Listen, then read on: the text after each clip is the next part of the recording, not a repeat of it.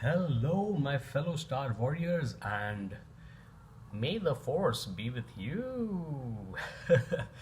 Here is episode 4 of season 3 of The Bad Batch, titled A Different Approach. But first, smash that sub button for awesomax fun. Our escapees from the third episode, Omega and Crosshair, along with Batcher the Lurca, crash land on a hostile planet. Back on Tantiss, from where they escaped, Dr. Hemlock has locked up Nala Se, the gentle caretaker scientist of Omega. I like how they've named an evil character after a poison. In fact, the same poison that Socrates was forced to drink by the ancient Greeks. Ancient philosophy of all nations interests me. By a curious coincidence, I have the School of Athens painting as our keyboard. No, not the digital one, an actual key hanging board.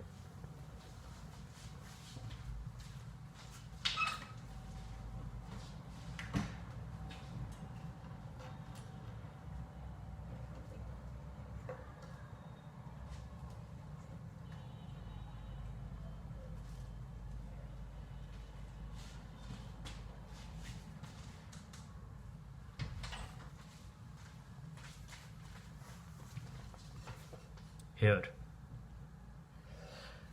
Coming back to life. Because I can never resist a good Pink Floyd shoutout.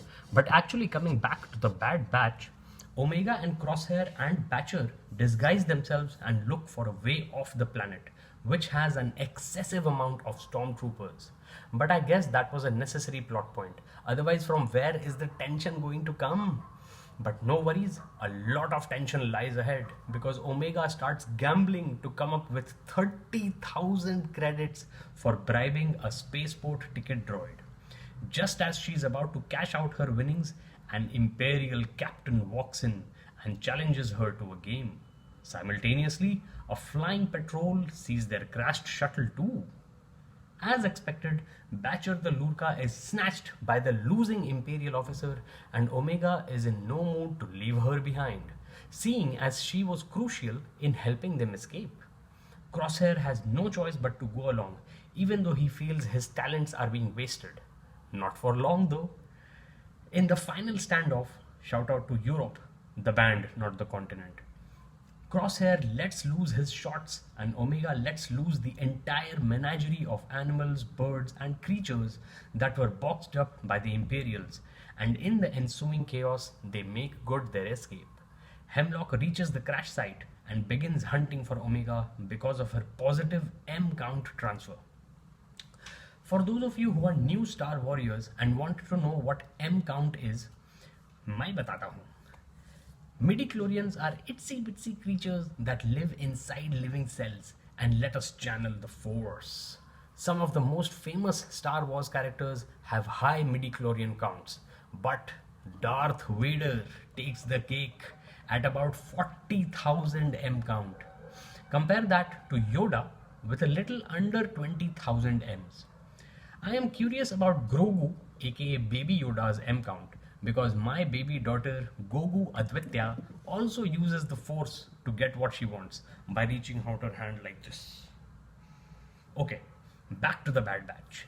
Omega has a tearful but cheerful reunion with Wrecker and Hunter, but we will have to wait for episode 5 to see how they respond to Crosshair being there.